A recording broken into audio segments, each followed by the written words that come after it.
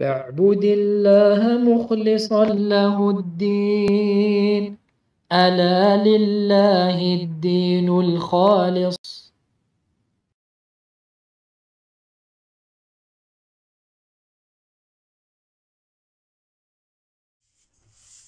إن الحمد لله نحمده ونستعينه ونستغفره ونعوذ بالله من شرور أنفسنا وسيئات أعمالنا من يهده الله فلا مضل له ومن يضلل فلا هادي له وأشهد أن لا إله إلا الله وحده لا شريك له وأشهد أن محمدا عبده ورسوله صلى الله عليه وعلى آله وصحبه وسلم.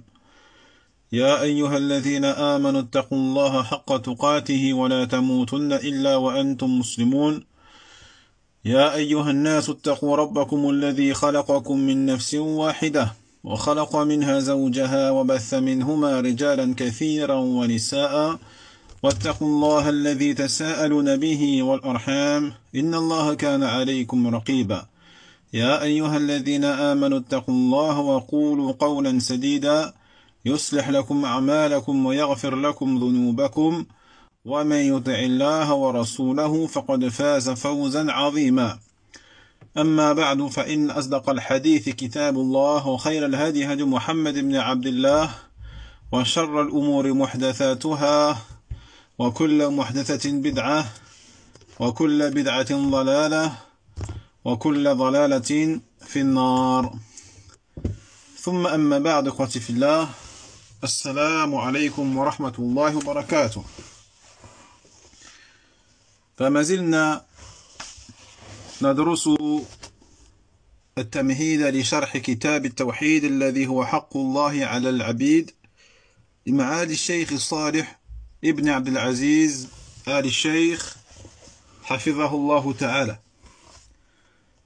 فندخل اليوم في باب من الشرك النذر لغير الله تعالى. من الشرك النذر لغير الله تعالى، وقول الله تعالى يوفون بالنذر ويخافون يوما كان شره مستطيرا، وقوله تعالى وما أنفقتم من نفقة أو نذرتم من نذر فإن الله يعلمه.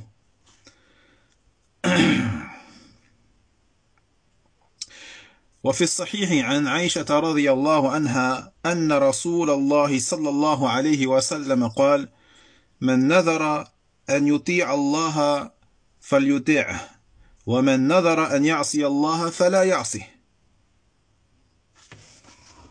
طيب،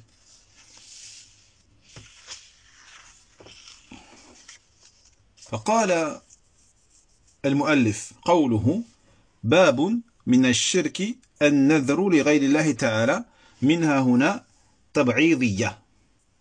فقوله من الشرك النذر مبتدأ مؤخر والخبر قبله، وأصل الجملة النذر لغير الله كائن من الشرك، والشرك هنا المقصود به الشرك الأكبر.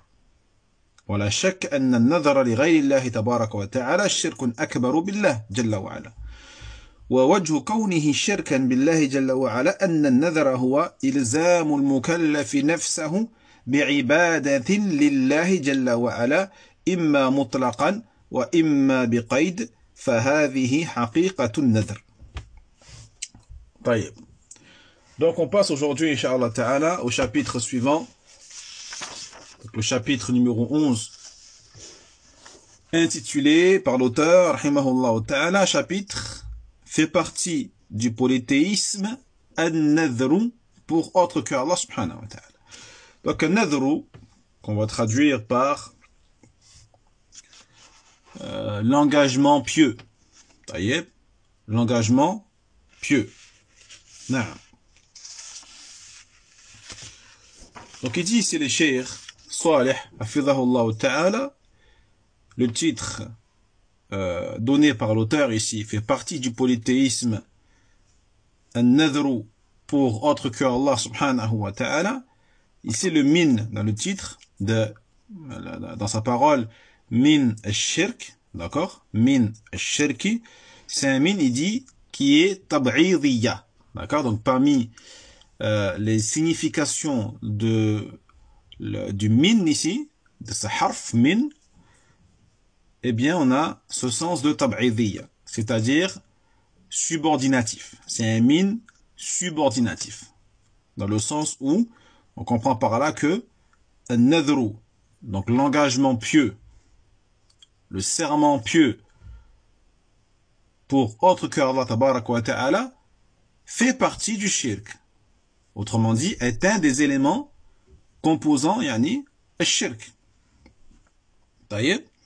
Donc sa parole, rahimahullah ta'ala, min al-shirki an-nadhru, donc fait partie du shirk, an-nadhr.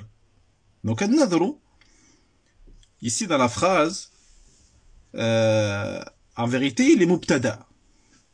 Mubtada. Donc mubtada, ça va être un mot par lequel, normalement, la phrase nominale commence. D'accord? Donc la phrase nominale, al-jumlatul ismiya, ou al-jumlatul ismiya, à la base, elle commence par al-mubtada. D'accord? Mais ici, al-nadru, c'est un mubtada qui est mu'akhar, qui est décalé, qui est retardé. Et donc, on a al-khabaru, donc l'information, normalement, de al-mubtada, qui à la base doit venir après al-mubtada. Ici, dans le titre, il vient avant. D'accord? Min ash-shirki. Donc, min ash-shirki, c'est le khabar. Et al-nadru, c'est al-mubtada. Taïeb. Ça veut dire qu'en vérité, à la base, la phrase en vérité de base, c'est quoi? C'est an-nadru li ghayrillah ka'inun min ash-shirk. Donc à la base, la phrase nominale serait an-nadru, donc l'engagement pieux pour autre que Allah subhanahu wa ta'ala, d'accord, quel qu'il soit, fait partie du polythéisme, min ash-shirk. D'accord? Donc, ash-shirk huna, ici, l'association ou le polythéisme visé ici dans ce chapitre, c'est le polythéisme akbar, le plus grand, le plus grave. D'accord? Et il n'y a pas de doute, il dit le cheikh, que l'engagement pieux pour autre que Allah subhanahu wa ta'ala est de l'association majeure en Allah subhanahu wa ta'ala.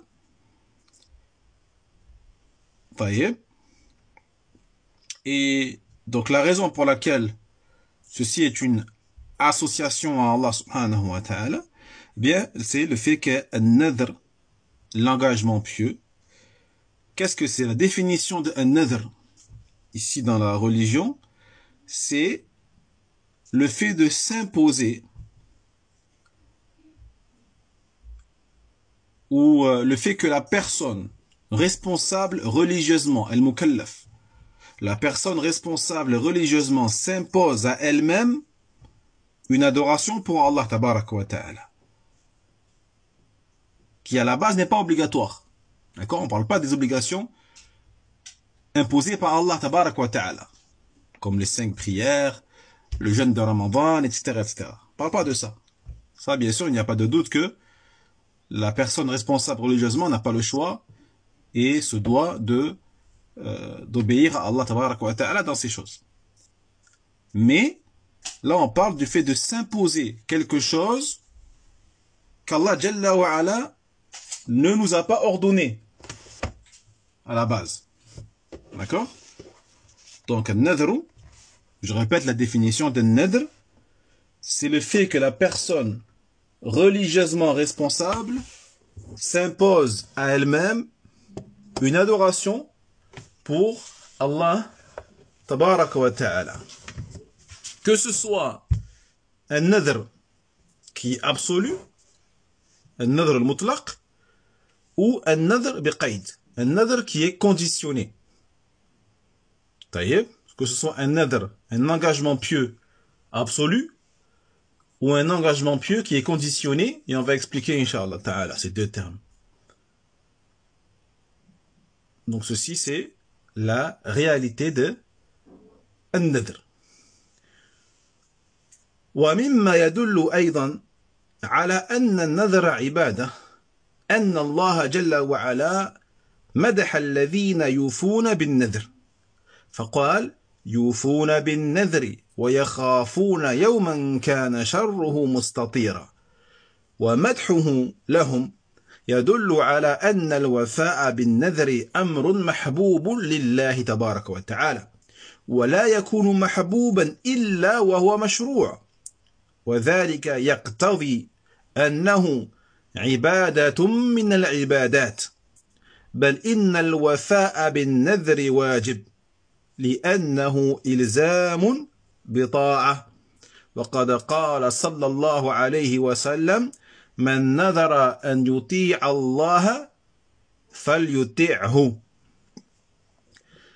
Parmi les choses également qui prouvent que l'engagement pieux, an-nadhr, est une adoration, le fait qu'Allah Jalla wa Ala a fait les éloges de ceux qui honorent leur nadhr, justement. Il a dit dans la sourate Al-Insan, verset 7, dans le sens du verset, en faisant les éloges de ces gens-là, ils honorent leur engagement pieux et redoutent un jour dont le mal s'étendra. Donc les éloges d'Allah Tabaraka wa Ta'ala pour ceux-là, pour ceux qui honorent et respectent et exécutent leur nadhr, indiquent que justement le fait d'honorer son engagement pieux est un acte qui est aimé d'Allah subhanahu wa ta'ala, car Allah fait les éloges de ceux qui font ça. Ça veut dire qu'Allah les aime et donc Allah aime ce qu'ils font. Taïeb. Et le fait que ce soit aimé d'Allah tabaraka wa ta'ala prouve que c'est quelque chose qui est légiféré. Si Allah il aime, ça veut dire qu'Allah a légiféré ou ceci est légiféré par Allah tabaraka wa ta'ala. Et donc cela implique nécessairement que ceci est une adoration, yani parmi les adorations pour Allah tabaraka wa ta'ala.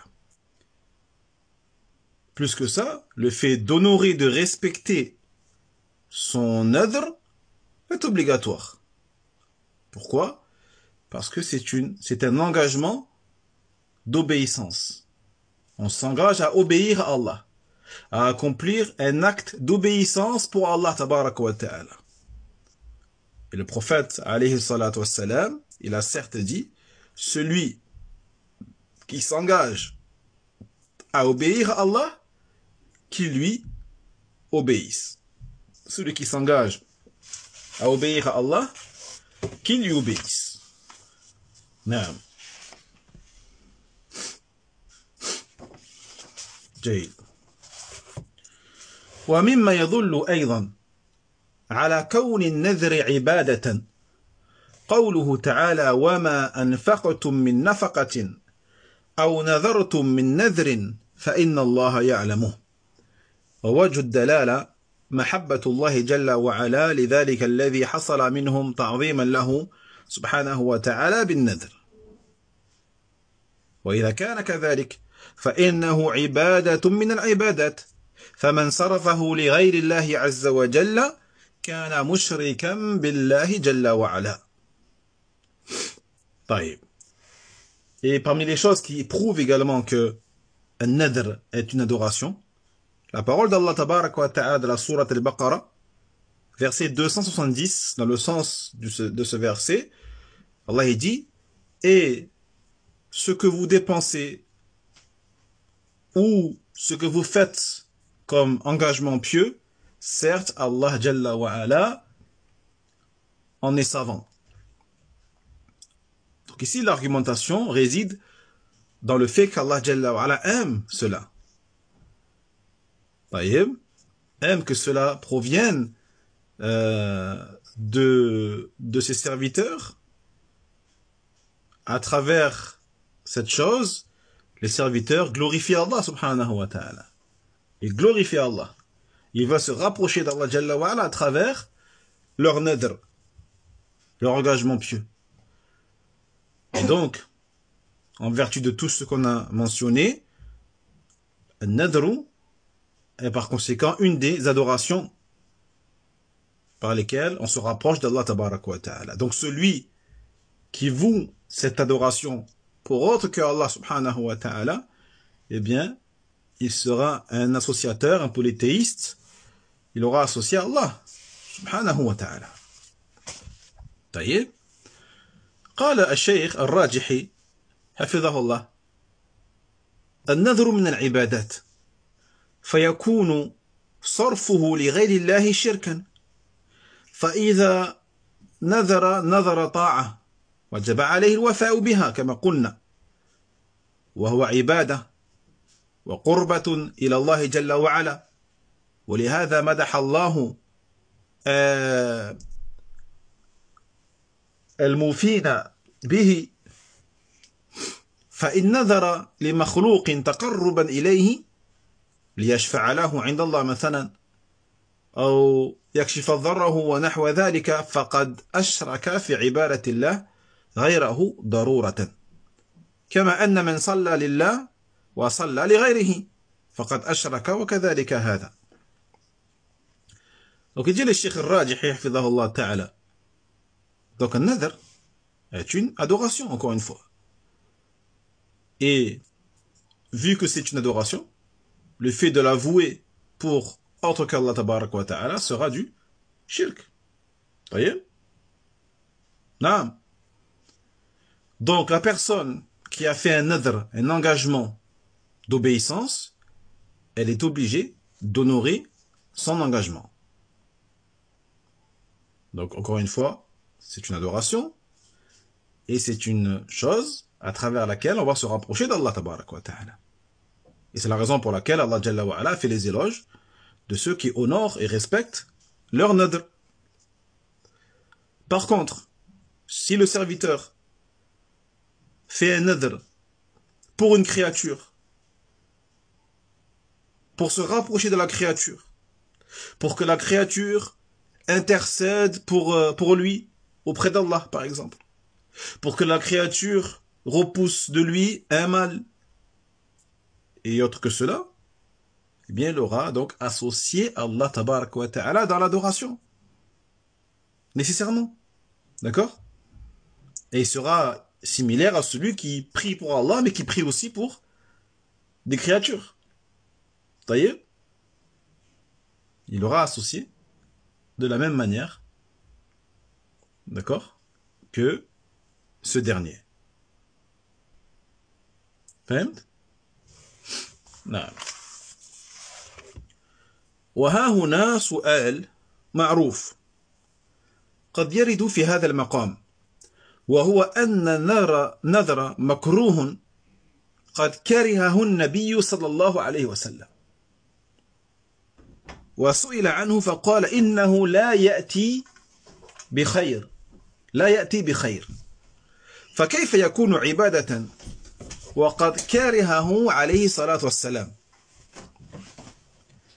الجواب أن النذر قسمان نذر مطلق ونذر مقيد.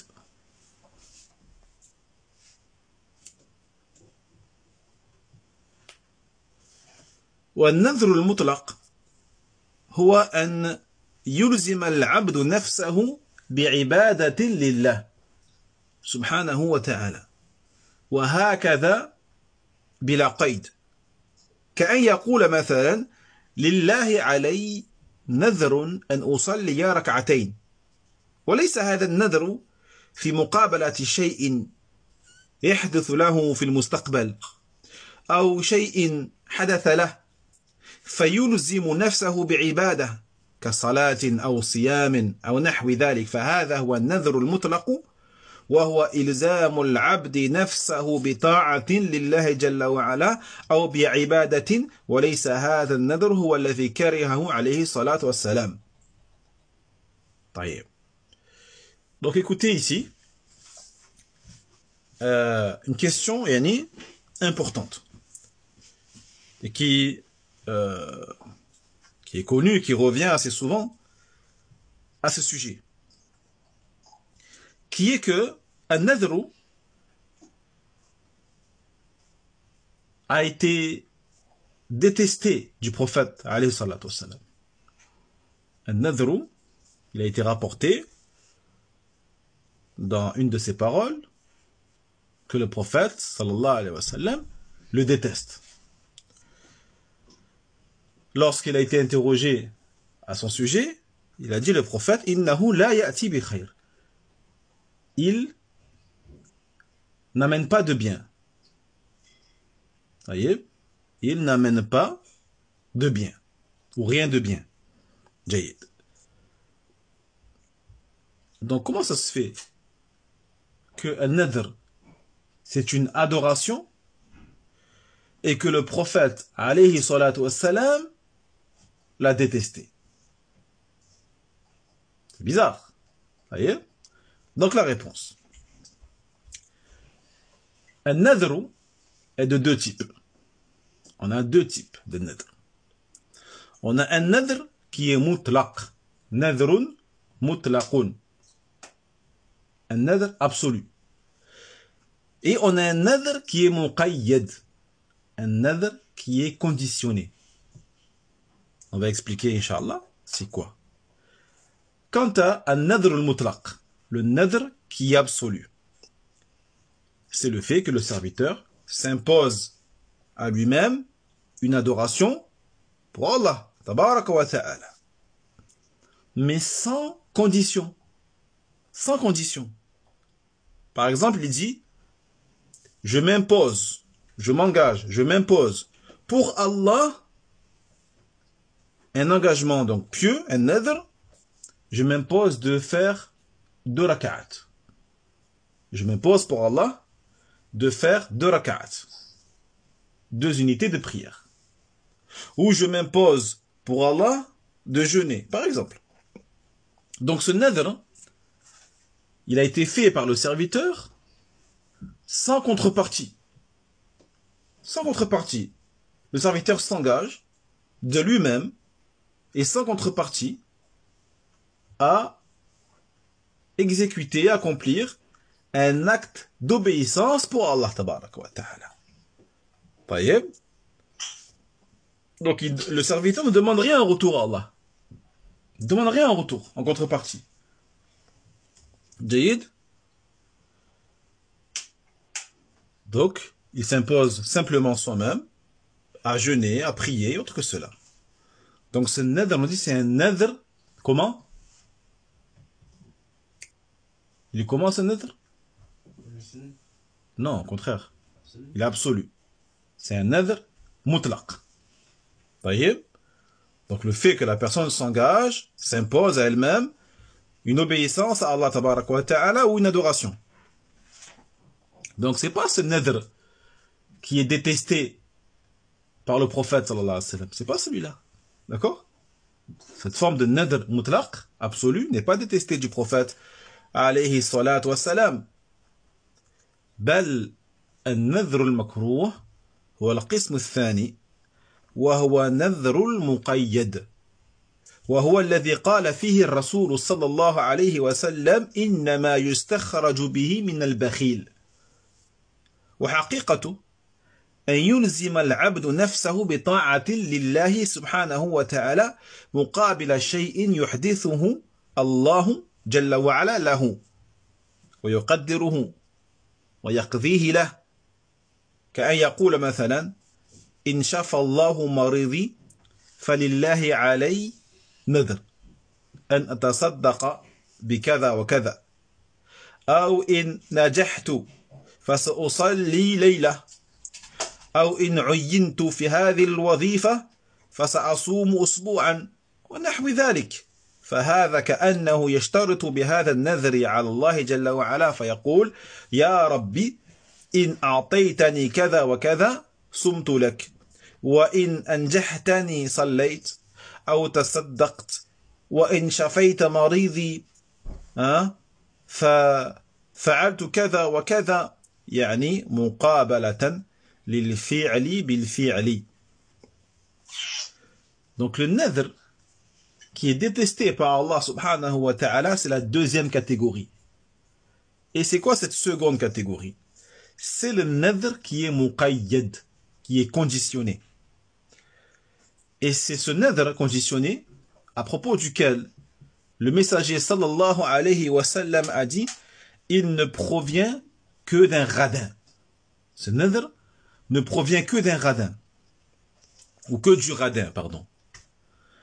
Donc la définition ou la réalité de ce nadr, c'est le fait que le serviteur, écoutez bien, parce que comme ça, vous verrez la différence entre le premier et le second. Le fait que le serviteur s'impose à lui-même une obéissance à Allah tabaraka wa ta'ala en contrepartie de quelque chose. En contrepartie de quelque chose. Alors que le premier, c'était sans contrepartie.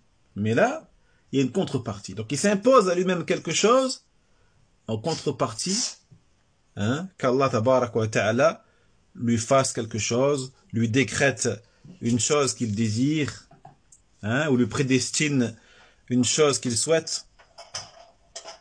Exemple. Il dit, si Allah Jalla wa ala guérit ma maladie, si Allah guérit ma maladie, ou si Allah guérit tel ou tel malade, eh bien pour Allah, je donnerai en aumône telle ou telle somme. Ou si je réussis à tel et tel examen, je prierai la nuit, ou une nuit. Si je suis recruté pour tel ou tel travail, je jeûnerai une semaine. D'accord? Donc remarquerez ici qu'à chaque fois il y a un si. Si Allah me fait ceci et cela, si je réussis, si je suis engagé, si Allah me donne, si Allah me guérit, si Allah guérit telle ou telle personne, eh bien je ferai ceci et cela. Donc ce nadr, on l'appelle al-nadhru al-muqayyad, conditionné. Donc là, c'est comme si il émettait une condition pour ce nadr. Il émet une condition à Allah subhanahu wa ta'ala pour ce nadr. En disant par exemple, ô mon Seigneur, si tu me donnes ceci et cela, je jeûnerai pour toi. Si tu me fais réussir à tel ou tel examen, je prierai pour toi. Si tu me donnes tel ou tel travail, tel ou tel poste, je donnerai en aumône. Si tu guéris ma maladie, ou si tu guéris un proche à moi qui est malade, eh bien, je ferai ceci et cela. Autrement dit, muqabalatan lil fi'li bil fi'l. C'est-à-dire, si tu me donnes ça, je te fais ça. Si tu me donnes, je fais. C'est-à-dire, il y a une contrepartie. Alors que dans le premier, il n'y a pas de contrepartie. Le serviteur dit, Ya Allah, je m'engage pour toi de jeûner une semaine, par exemple. Il demanderait en échange.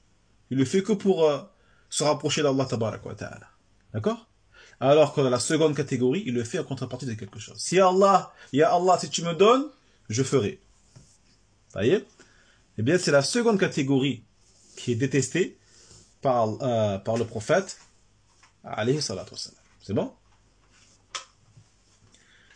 وهذا هو الذي وصفه النبي صلى الله عليه وسلم بقوله وإنما يستخرج به من البخيل لأن البخيل هو الذي لا يعمل العبادة حتى يقاضى عليها فصار بما أعطاه الله من النعمة أو بما دفع عنه من النقمة كأنه في حس ذلك الناذر قد أعطي الأجر وأعطي ثمن تلك العبادة. Donc, celui qui fait le second type de nadr, est celui qui a été décrit par le prophète sallallahu alayhi wa sallam lorsqu'il a dit cela ne provient que du radin. D'accord? Pourquoi? Parce que le radin, il ne fait une adoration qu'en échange de quelque chose. Ou qu'en réclamant quelque chose en contrepartie en échange. Donc, ce qu'Allah tabaraka wa ta'ala va lui donner à celui-là, comme bienfait, ou ce qu'Allah Jalla wa ala va repousser de lui comme fléau, eh bien il est comme un nadir, le bakhil, le radin, qui ne fait une adoration qu'en échange de quelque chose, il sera comme un nadir, celui qui a fait un nadir conditionné, d'accord, qui fait un nadir conditionné à condition que Allah tabaraka wa ta'ala lui donne telle ou telle chose, ou lui donne en contrepartie la chose qu'il demande. D'accord? فهذا المعنى الخاطئ يستحضره كثير من العوام الذين يستعملون النذور فإنهم يظنون أن حاجتهم لا تحصل إلا بالنذر وقد قال شيخ الإسلام رحمه الله وغيره من أهل العلم أن من ظن أنه لا تحصل حاجاته إلا بالنذر فإن اعتقاده هذا محرم لأنه ظن أن الله لا يعطي إلا بمقابل وهذا سوء ظن بالله جل وعلا وسوء اعتقاد فيه سبحانه وتعالى بل هو المتفضل المنعم على خلقه سبحانه وتعالى. Dit le cheikh, hafidahullah. Donc, cette façon de faire, elle est erronée. Et malheureusement, elle se trouve dans l'intention de beaucoup parmi les gens de la masse qui utilisent cette forme de nadr, d'engagement pieux. Oh Allah, si tu me donnes ceci et cela, je ferai ceci et cela. Hein? Donc ils pensent que ce dont ils ont besoin ou ce qu'ils souhaitent ne pourra se produire que s'ils font un nadr. D'accord? Il dit Cheikh l'Islam, Ibn Taymiyyah rahimahullah ta'ala, et autre que lui parmi les savants, celui qui pense que ses besoins ne pourront être comblés que à travers le nadr, eh bien sa croyance, elle est interdite. Cette forme de croyance-là, le fait de croire qu'Allah Jalla wa ala ne te donnera les choses que tu veux que si tu fais un nadr, ça c'est interdit de croire cela. Cette croyance, elle est muharram, elle est illicite. Pourquoi? Parce que c'est le fait de croire qu'Allah Jalla wa ala ne donne quelque chose qu'en contrepartie de quelque chose d'autre. D'accord? Donc c'est une mauvaise opinion vis-à-vis d'Allah. D'accord? C'est une mauvaise pensée vis-à-vis d'Allah subhanahu wa ta'ala. Et une mauvaise croyance sur Allah Jalla wa ala. Au contraire, Allah subhanahu wa ta'ala, huwa al-mutafaddil, c'est celui qui fait grâce sans contrepartie.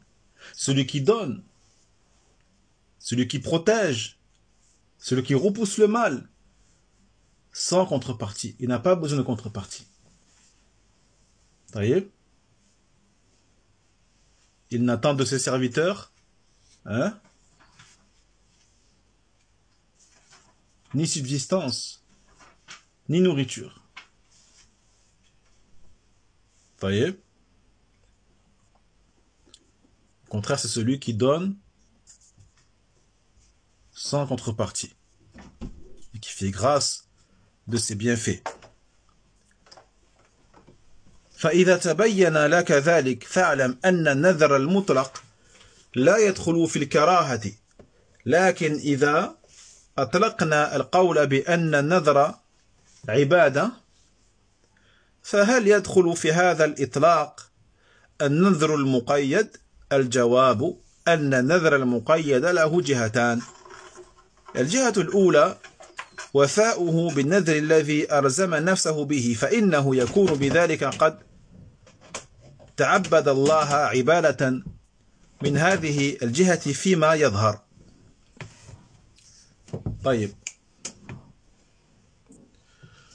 Donc maintenant que tu as compris cela, sache que un nadr al-mutlaq, absolu, D'accord? Le nadr absolu, qui n'est pas conditionné.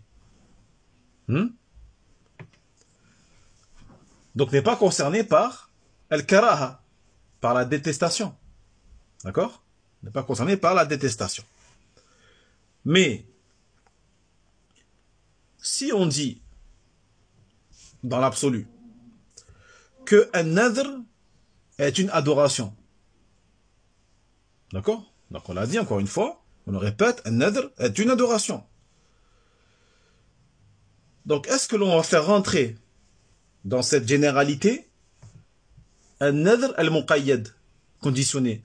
Est-ce qu'on peut faire rentrer dans l'adoration le nadr qui est conditionné également? La réponse est que un nadr conditionné, l'engagement pieux qui est conditionné, a deux aspects. D'accord? Deux aspects ou deux perspectives. La première perspective, le fait de l'honorer. Le fait d'honorer ce genre de nadr. Donc celui qui a fait un nadr d'obéissance à Allah tabaraka wa ta'ala conditionné, c'est-à-dire en contrepartie de quelque chose, il est obligé de le respecter quand même. D'accord? Il est obligé de le respecter. Donc, le fait qu'il est obligé de respecter ce qu'il s'est imposé à lui-même, cela fait que, à travers son nadr conditionné, il aura adoré quand même Allah tabaraka wa ta'ala. À travers une adoration, d'accord? Donc ça c'est ce qui est apparent de cette perspective, de ce point de vue. Le point de vue du fait que c'est une chose qu'il est obligatoire de respecter et par laquelle on va se rapprocher d'Allah et par laquelle on va adorer Allah tabaraka wa ta'ala. Hein? Donc, dans ce cas-là, on fait rentrer, bien sûr, un nadr conditionné dans la globalité de l'adoration. أما الجهة الثانية جهة الكراهة المتعلقة بهذا النذر المقيد وهي إنما جاءت لصفة الاعتقاد لا لصفة أصل العبادة فإنه في النذر المقيد إذا قال إن كان كذا وكذا فلله علي نذر كذا وكذا كانت الكراهة راجعة إلى ذلك التقييد لا إلى أصل النذر دل على ذلك التعليل حيث قال فإنما يستخرج به من البخيل فلا إشكال إذن فالنذر عبادة من العبادات العظيمة. نعم. Maintenant le deuxième ou le second point de vue, d'accord, c'est le côté détestable. Donc on a dit que le nadr qui est conditionné a aussi un côté qui est détestable. On a donc le premier côté, un côté qui est une adoration, qui est par laquelle on se rapproche d'Allah, par laquelle on adore Allah subhanahu wa ta'ala. Et le second côté qui est détestable. Mais cette détestabilité, elle est relative à quoi? Elle est relative à la condition qui a été émise. C'est la condition qui a été émise. L'émission d'une condition. C'est ça qui est détestable. D'accord? Donc la détestabilité de la chose, elle se trouve dans la croyance. Elle ne se trouve pas dans l'origine de l'adoration. D'accord? Donc lorsque la personne fait un nadr qui est conditionné, elle dit, si j'ai ceci et cela, si Allah me donne ceci et cela, je m'impose pour Allah telle ou telle chose. Donc la détestation ou la détestabilité, elle revient à quoi? Elle revient à la conditionnalité. Au fait d'émettre une condition. C'est ça qui est détestable. Hein? Elle ne revient pas à l'origine de l'acte, de l'adoration, un nadr. Jayid. Et cela est indiqué notamment par la parole du prophète, sallallahu alayhi wa sallam, qui a dit, cela ne peut provenir que du radin. Cela ne provient que du radin. Donc il n'y a pas, par conséquent, ici de problème. An-nadr est une adoration et fait même partie des adorations immenses aimées d'Allah tabaraka wa ta'ala. Naam. الحمد لله. نتوقف هنا إن شاء الله تعالى، والعلم عند الله، وآخر دعوانا أن الحمد لله رب العالمين، وصلى الله على نبينا محمد وعلى آله وأصحابه أجمعين وسلم تسليما. بارك الله فيكم، والسلام عليكم ورحمة الله وبركاته. وينجي الله الذين اتقوا بمفازتهم لا يمسهم السوء ولا هم يحزنون.